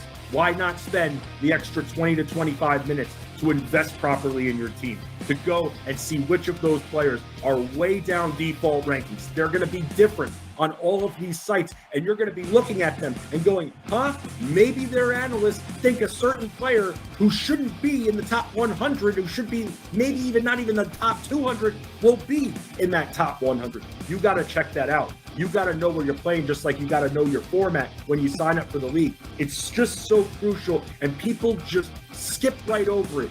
You think it's cool to show up to the draft room 3 minutes before the draft. Well, number one, it's not cool because the commissioner's trying to make sure it is organized, especially me, who runs auctions. You can't, it's one thing if someone doesn't show up for the snake draft. Oh, well, doesn't ruin it for everyone. Auctions, you can't have someone not show up. Auto bidding, auto auctioning, it ruins the sanctity of those drafts here, which is why I always recommend, hey, make it easy on your commissioner. Don't make them send those texts there. It's annoying. You shouldn't have to do that. Don't wait till the last minute and get in there about 20, 25 minutes before so you can just look up and down the entire default rankings list so you can make a queue out of that, Ron. And the reason I keep saying this is because people still show up 2-3 minutes before the draft, and that's it. In fact, in one of my auctions, people were asking me where certain players were, and I go, did you search their name? No, I just got in. Well, that's no excuse right there. That's your own fault. I mean, you're organized, so you're a hard person to ask here. You're getting those questions. This is your preschool league, right? People don't know how to search player names. People freak out. They don't think. That's the problem. Because they show up 2 minutes before the draft. That's why. The Playbook with Fensty and Ronis, presented by FantasyAlarm.com. Weekdays at 5 Eastern on Bettor Sports Network.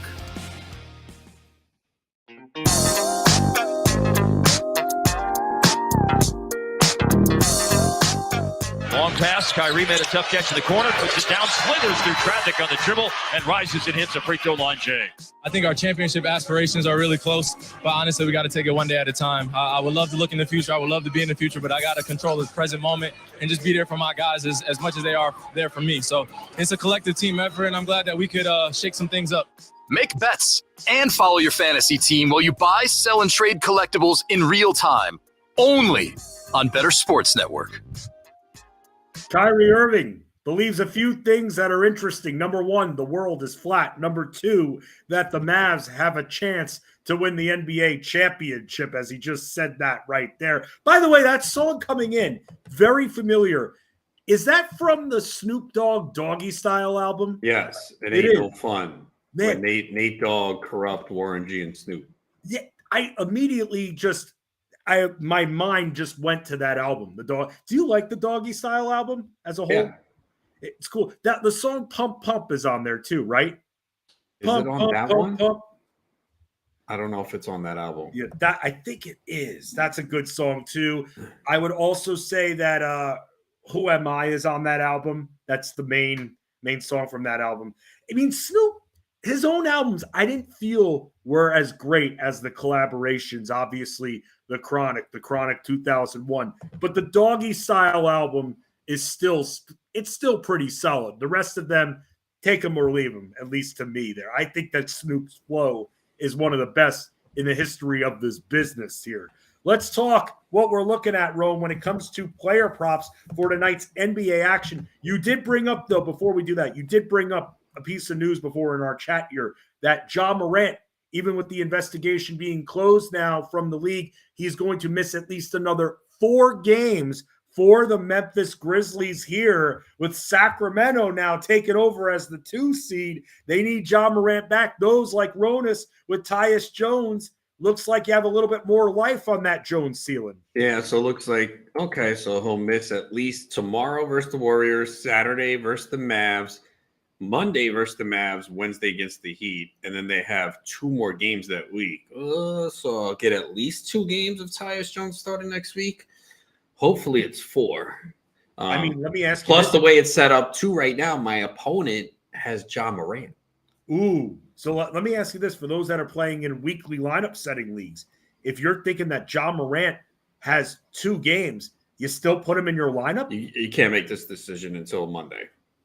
I guess you need to see where you're at in the standings, but and see, they might be more news that says, well, he's going to miss the week, and if that's the case, easy decision for you. So you got to wait. It's too early. At least 4 games, and we're still 5 days away from Monday. Right, and it says at least, meaning that 4 games is just the bar right now. So I'd say come back in April, John. Yeah, that's right. Come back around playoff time, right there. Great, but what's going on with him? Crazy. And Yusuf Nurkic is playing tonight. He is playing. Wow. Okay. Doesn't change much when it comes to the Blazers. I'm glad he's coming back this week. So hopefully, minutes will be up for my playoff push next week. Yes, sir. In that league. Yeah, man. Good luck, by the way, in the playoffs. You're rooting for me to lose. No, that's not true. You are. You don't want to see me win 3 in a row. That's not true. I can't do anything. You're rooting for me? Yes, I'm rooting for you. I can't do anything to stop Adam, do you believe that he's rooting for me to win my home league title for the 3rd year in a row while he has not made the playoffs for 3 years in a row? I do believe him because he's not in the playoffs. If he wasn't in the playoffs, then no, that would be a false flag there. Right. Yeah. Right. I believe him. Dude, because think about it like this. If you do end up winning for a 3rd year in a row, I mean, going into next year, I mean, I have the opportunity to potentially dethrone the Michael Jordan of fantasy basketball here. I mean, that'd be a nice streak ender right there if there was a way I could do it, but I got to sniff the playoffs in that league. For now, Roan, here are a couple of props that I'm looking in on. I already talked about the Al Horford one for the first play, the over 16.5 points plus rebounds. I think the 9.5 points over is also something that he could definitely. Kind of like that one better. Yeah. Mm-hmm. I worry if he's going to be just chilling at the arc the whole time and he hits like the 3 threes and that's it. Maybe on defense, because he's going to be in the post more, the rebounds will help put him over the top. That's why I shied away from the 9.5. But I also have a prop in that game. What's that? I also have a prop in that game. What do you got? Jaylen Brown over 25.5 points, gone over in 5 of the last 6, 18 of the last 24. And the Blazers are bottom 5 defense over the last 10 games. So, Boston needs a win too. Lost 3 in a row. I mean, you could also look at Tatum. We've talked about his rebounds and assists. I think let me see, is it 15.5? They are favored, but I mean, you know what? It doesn't even matter with them anymore. They've been playing so many close games. Lillard will show up and at least try and keep it close. Tatum, let's see, his rebounds and assists, 14.5 on FanDuel, 15.5 on DK at plus 100. Ooh, 14.5. Not bad. He's had 11-6, 13-5, 11-8, 7-9, 13-6, 12-7, 10. Oh my goodness, he has gone over this in 3, 4, 5, 6, 8 straight games. Then why is it at plus money? Well, the 14.5 is minus 108 on FanDuel. All right, and the 15.5 is plus 100 on DraftKings. Yeah, he's gone over what's 15.5, right? 1, 2, 3, 4, 5, 6, 7, 8. 8 straight games and 10 of the last 12. All right, I'm going to put a little bet ski in on that one. Have they faced Portland yet this year? Probably not. They only play him twice. I don't see it. Maybe I don't think they have. I don't think they faced them. Well, I don't see it in Tatum's game log. He could have sat out. I mean, even Tatum points I kind of like too. Yeah. 29.5. No, that's not bad. I mean, by the way, DraftKings is offering, I believe, a risk-free same-game parlay. They do that every day. Where have you been? Oh, my bad, dude. I was looking at every day. I didn't know it was every single day. Well, pay attention. Well, dude, now normally I rely on you when it comes to the I mentioned it. Okay, when I say I do these same-game parlays, you think I'm just throwing away money? I do it because it's risk-free. If I lose, I get the money back. That's why I have those free bets. I hear you. I was just looking and just reporting on what there was there. So okay, but it's there every day. Okay, good to know. Well, when considering opting in for this, I couldn't really figure out a game that I truly same like. game parlay for tonight. Yes, but then you talking about all the Celtics props here made me kind of wonder. Hawks Wizards is not bad. We can do Capella, Trae Young, Beal. Right. Cleveland, Miami, no. Pelicans, Mavs, maybe. Because you got Luka, Kyrie, Ingram, McCollum. In that game, the Mavericks are at a back-to-back. Pelicans have just been so bad, man. I'm so disgusted by them. But it is a nationally televised game. Mavericks are on a back-to-back. Mavericks don't blow anyone out. Mavericks are one of the worst teams against the spread. So, and look, it's 2.5. I mean, the Pelicans really have to play well tonight. They have just been awful. Bulls, Nuggets, I mean, you could do Jokic, Porter, Murray, find someone on the Bulls side. Thunder Suns. The Suns are favored by 13.5 in Kevin Durant's debut at home in Phoenix. No SGA, no Williams. Raptors Clippers 230.5, 2.5. Yeah, I mean, there's not like an obvious. I guess it would be the Blazers Celtics, man, because you can do like Tatum's, and again, if you're going to do a same game parlay, you can take it down. So you could do Tatum 25, Jaylen Brown 20 points, Tatum 5 rebounds or 6. You know what I mean? You could use Horford because you brought him up, and then on the Blazers side, Lillard or trying to think. Yeah, Cam Reddish. Yeah, I guess Reddish has been pretty good. I mean, yeah, so that would probably be the game. Yeah, that's why I didn't place it after I opted in. I always opt in whenever I log in and just leave it. And if I use it, I use it. Like I haven't been doing it every day. Did I do one yesterday? I don't think I did. And I haven't decided on tonight yet. I mean, I got a couple more props for you. You can let me know what you think about these. I've got Pascal Siakam over 34.5 points, rebounds, assists. Did well in the previous matchup here. And I don't think anyone on the Clippers is going to be able to keep him out of the paint tonight. What's the number? 34.5. Man, he hasn't been coming close to that lately, though, man. He had the Wizards twice and he couldn't do it. I just feel with the Clippers, man, their front court defense is awesome. You did bring up the Wizards. That's a good point. They have a little bit of size right there. But still, I feel good about this. He went over this before. I believe on points alone, if I remember correctly, last time out. Just completely scorched this number in their previous matchup. That's one I have. And I also have Evan Mobley over 24.5 points plus rebounds tonight here against Miami. I feel like with Miami, the one area where you can attack them is the lane at their power forward spot. And I just feel with what we've seen from Mobley lately, it's a very, very fair number. Yeah, I was looking at Mobley too. I think Jared Allen's going to struggle. Mobley, last time against Miami, had 19.7 rebounds on January 31st. And then the other game against Miami, I know he didn't perform well. Why can't I see it? Was it early in the year? But yeah, I'm looking at Mobley tonight too. I'm debating whether kind of the points I like. Yeah, for him. Yeah, he's been really good lately, man. Yeah, that's why I put the wager in, and the rebounding's been nice too. Yes, all of a sudden, 17, 11, and 13 rebounds the last 3. Points 25, 16, 12, 18, 13, 31, 23. It is a good matchup here. I'm debating that. I kind of do like Mobley. I was thinking maybe just the points though. Yeah, instead of the boards. Yeah. Luckily, with Jared Allen being in there, Bam's going to have to be shadowing him the whole time. So Mobley might have some room on the other side of the paint. He's been playing big minutes. He'll be going up against Kevin Love likely, right? Yes. And he's been attempting shots. The Heat defense hasn't been as good lately, too. Right. They've actually been giving up points lately. So, yeah, I kind of like Mobley over 15.5 points.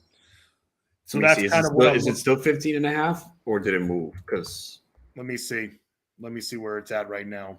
15.5 on DK, BetMGM, Caesars. It's 16.5 on FanDuel and PointsBet. You think Donovan Mitchell being there kind of messed with his flow a little bit early on? Maybe early, yeah. Because he's just such a big volume scorer that anybody else who's established on that team. Wait, the points are 24.5? Who? You said 24.5, right? For the points rebounds.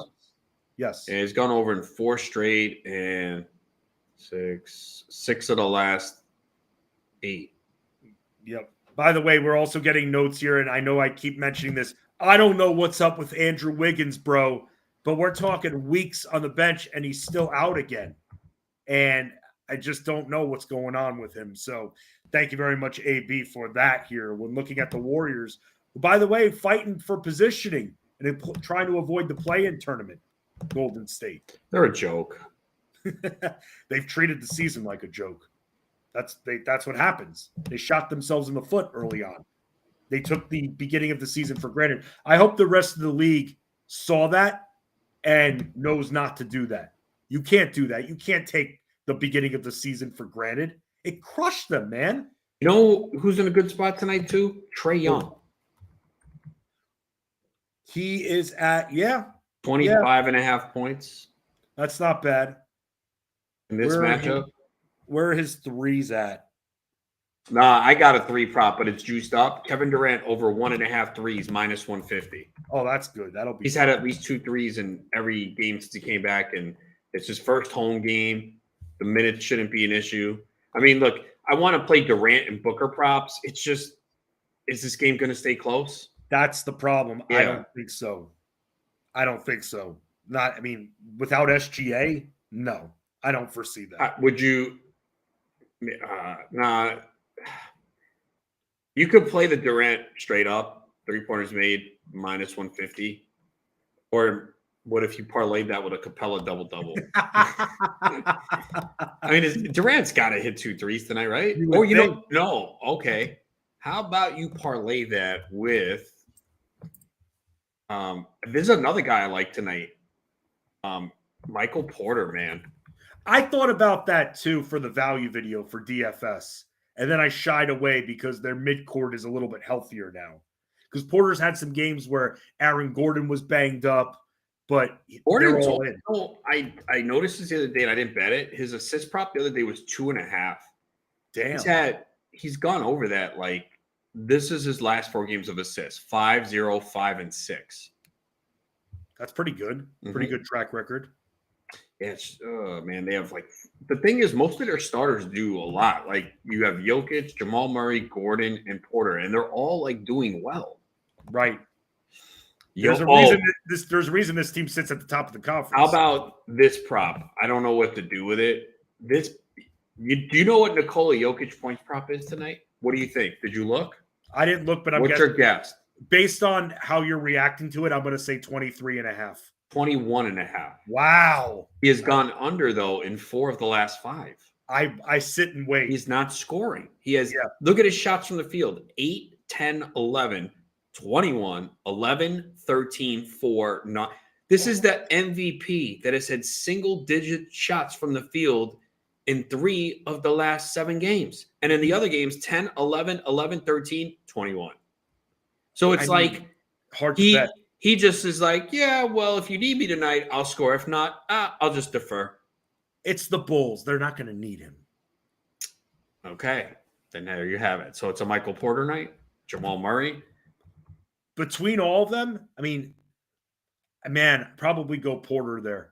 Yeah, because we know how weak the Bulls are against power forwards, too. Yeah, so. Porter scored 20, 26. He had 17, but that was in only 23 minutes.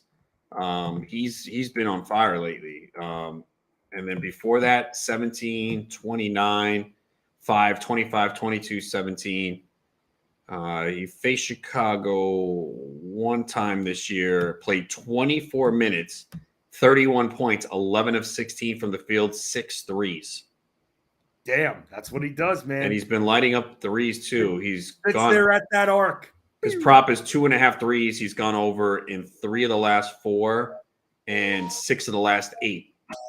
Michael Porter, we'll have to see. Just like we'll have to see who wins on the Bettor cast here for this game that we got, the Mavs, the Pelicans. Check out the Bettor cast coming up 7:30 p.m. Eastern. Play and win prizes by answering predictive questions about the game. Have fun chatting with our community in real time. Join us for the Bettor cast on Bettor Sports Network at tonight, 7:30 Eastern on bettorsports.com. Bettor Sports Live with